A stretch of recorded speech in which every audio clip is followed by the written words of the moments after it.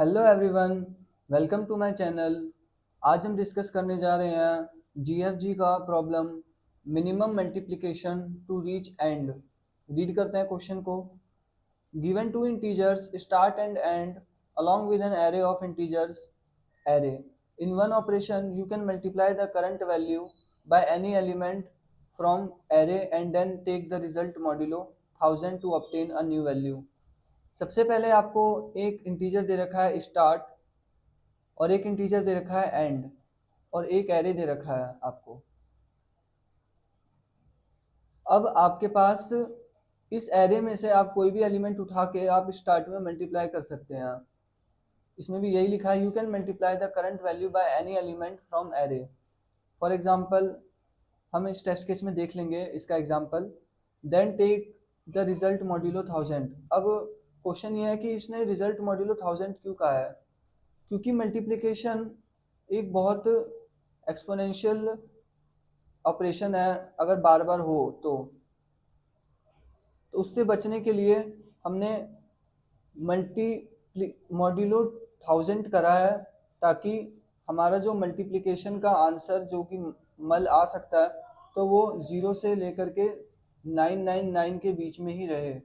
ये range decide कर रहा है 1000, ताकि वो इंटीजर लिमिट को ओवरफ्लो ना कर जाए। इस वजह से हमने मॉड्यूलो 1000 लिया है इस क्वेश्चन में। इस क्वेश्चन ने मॉड्यूलो 1000 इसी वजह से दिया ताकि हमारे सारे के सारे जो मल्टीप्लिकेशन करें तो वो सारे 0 और 999 के बीच में ही रहें।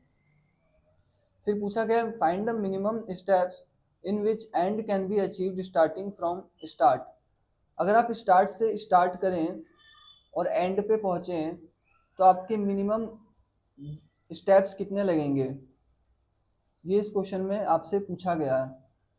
तो मिनिमम स्टेप्स पूछा गया है तो इसमें बहुत सारे ब्रांचेस होंगे, वो हम इस टेस्ट केस में देखते हैं कि हमें एक्चुअली कौन सा कॉन्सेप्ट लगाना चाहिए इसमें। जैसे कि अगर हमारा 3 हम स्टार्टिंग पे हैं तो हम अगर 3 को इससे मल्टीप्लाई करेंगे, मल्टीप्लाई 2 करेंगे तो हम 6 पे आ जाएंगे। फिर 3 से अगर 5 को मल्टीप्लाई करेंगे तो हम 15 पे आ जाएंगे, और 3 से अगर 7 को मल्टीप्लाई करेंगे तो हम 21 पे आ जाएंगे। ये वाली ब्रांच मल्टीप्लाई 2 वाली है, ये वाली ब्रांच 5 वाली है, ये वाली ब्रांच 7 वाली है। जितना साइज होगा एरे का उतनी ही हमारी पास ब्रांचेस होंगी। इस केस में हमारे पास जो साइज है वो 3 है इस एरे का, तो इस वजह से हमारे हर एक नोड पे 3 ब्रांचेस आ रही हैं। नेक्स्ट अगर हम देखें तो अगर स्टेप 0 में, ये स्टेप 0 है, स्टेप 0 में आप पहुंच सकते हैं 3 पे। फिर अगर आप देखें स्टेप 1 में आप पहुंच सकते हैं 6, 15 और 21 में से किसी पे भी। अब देखते हैं स्टेप 2 पे आप कहाँ पहुंच सकते हैं। 6 इंटू 2 करेंगे तो 12, इंटू 3 करेंगे, इंटू 5 करेंगे तो 30, इंटू 7 करेंगे तो 42। इसी तरह से इसमें भी कर देंगे, इंटू 2 करेंगे तो 30, इंटू 5 करेंगे तो 75, इंटू 7 करेंगे तो 105। इसमें भी सेम करेंगे, इंटू 2 करेंगे तो 42, इंटू 5 करेंगे तो 105 और इंटू 7 करेंगे तो 147। तो ये आपको स्टेप 2 में आप इन सभी नंबर में से किसी पे भी पहुंच सकते हैं, इन नंबरों में से किसी पे भी पहुंच सकते हैं आप स्टेप 2 में। नेक्स्ट आप अब इस वाले नोड को अगर एक्सपेंड करें तो 12 2 जा 24, 12 5 जा 60 और 12 7 जा 84। इसी तरह से अगर आप इसको एक्सपेंड करें, इसको मैं यहाँ पे एक्सपेंड कर रहा हूँ ताकि थोड़ा कंजेस्टेड ना लगे। 32 जा 60, 35 जा 150, 37 जा 210। तो आप देख सकते हैं कि क्या आपको ये प्रोसेस करने की ज़रूरत थी? नहीं थी, क्योंकि आपको पहले से ही 60 मिल चुका है, तो आप यहीं से रिटर्न कर जाएंगे। तो आपको 60 किस लेवल पे मिला है? आपको 60 मिला है स्टेप नंबर 3 पे, तो इसका आंसर जो होगा वो 3 आ जाएगा। तो जिस लेवल पे आपको वो नंबर मिल जाए टारगेट जो कि एंड है, एंड आपको जिस लेवल पे मिल जाए तो आपको वो लेवल रिटर्न कर देना है। जिस स्टेप वही लेवल जो होगा वो इक्वल टू स्टेप होगा, मिनिमम नंबर ऑफ स्टेप्स। अगर हम फर्दर इसको एक्सपेंड करते, बाय चांस हमारा 60 नहीं होता एंड फर्दर इसको एक्सपेंड करते तो 42, यहाँ पे 42 आता, तो क्या हमें 42 आता, तो हम अगर इसकी ब्रांच निकालें तो इसमें अगर हम देखें तो 42 इंटू 2 84 होता है, 42 इंटू 5 क्या होता है 210 होता है, 42 इंटू 7 42 इंटू 7 क्या होता है 294 होता है। और नेक्स्ट अगर हम इस 30 को भी एक्सपेंड करें तो क्या हमें इस 30 को एक्सपेंड करना चाहिए, क्योंकि हमने यहाँ पे एक्सपेंड कर चुके हैं। तो द आंसर इज नो, हमें इस 30 को एक्सपेंड नहीं करना चाहिए क्योंकि हम यहाँ पे इसको एक्सपेंड कर चुके हैं। तो ऑब्जर्वेशन इससे ये मिली कि we will not process that element again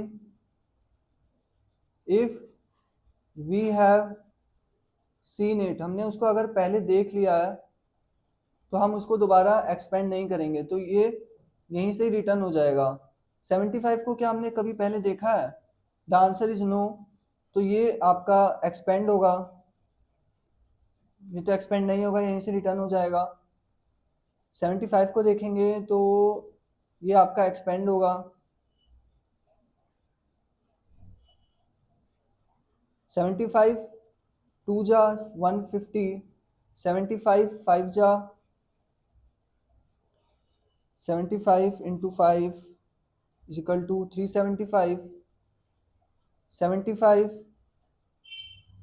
7 into 7 equal to 525। इसी तरीके से अगर आप 105 को करें तो आपका कुछ ब्रांच बनेगी, और 42 को करें तो आपका कुछ ब्रांच बनेगी। लेकिन इसमें 42 में भी यही केस आ गया कि क्या आपको 42 को करना चाहिए, द आंसर इज नो, क्योंकि आप 42 को पहले ही प्रोसेस कर चुके हैं, तो आप 42 को दोबारा नहीं करेंगे, तो आप यहीं से रिटर्न कर जाएंगे क्योंकि आपने इसको सीन कर रखा है। 30 की केस में भी यही हो रहा था कि आपने 30 को सीन कर लिया था, इस वजह से आपने यहाँ से रिटर्न कर गए थे। तो इस तरीके से हम जब भी ट्री बनाएंगे तो हमारा जो ट्री होगा वो लिमिटेड साइज का होगा, ऐसा नहीं कि वो इनफाइनाइट साइज का हो रहा हो।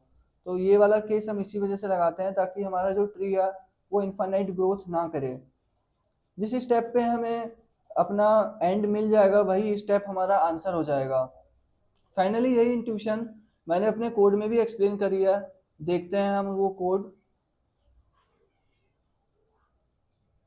सबसे पहले जैसे अनसीन और सीन का ट्रैकिंग करने के लिए मैंने विजिटेड एरे असाइन करा है।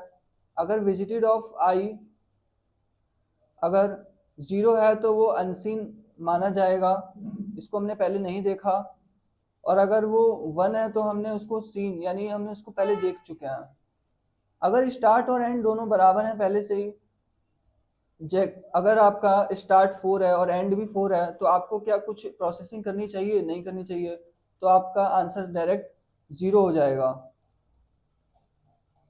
अगर आपका स्टार्ट एंड के बराबर नहीं है तब फर्दर आप देखेंगे कि आपका मिनिमम स्टेप्स कितने हैं।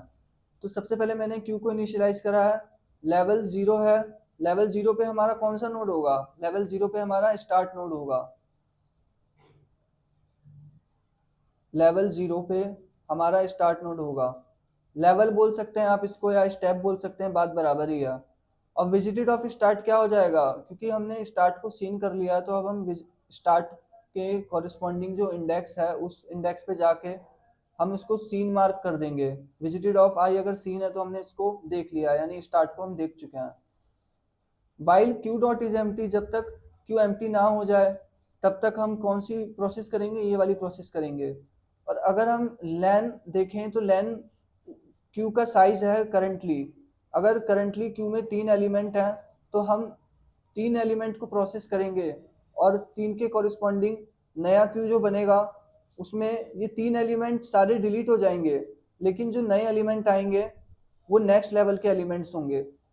इसी तरह से लेन इसमें भी लेंगे, तो लेन लेंगे तो सारे के सारे एलिमेंट को हम एक एक बार डिलीट करेंगे, तो ये सारे delete delete delete delete delete, और जो नेक्स्ट लेवल हमारा आएगा वो छोटा भी हो सकता है बड़ा भी हो सकता है, मैटर नहीं करता है, लेकिन जो नेक्स्ट लेवल पे जो एलिमेंट्स होंगे वो इसके डिसेंडेंट्स होंगे। तो इस वजह से हमें लेवल वाइज ट्रेवर्सल करने में ऐसे लेंथ निकाल देनी चाहिए, क्योंकि इससे हमें आसानी हो लेवल को डिस्टिंग्विश करने में।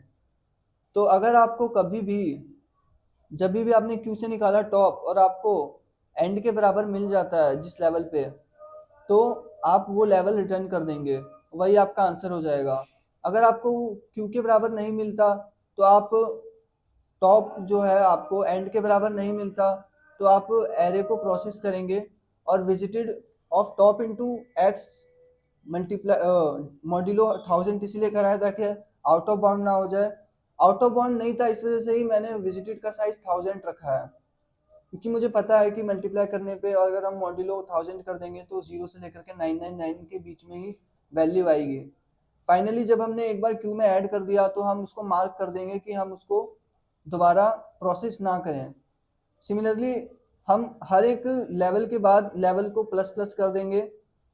अगर हमने ये वाला पूरा प्रोसेस कर लिया तो हम नेक्स्ट लेवल पे आएंगे तो लेवल +1 हो जाएगा, फिर नेक्स्ट लेवल पे आएंगे तो लेवल +1 हो जाएगा।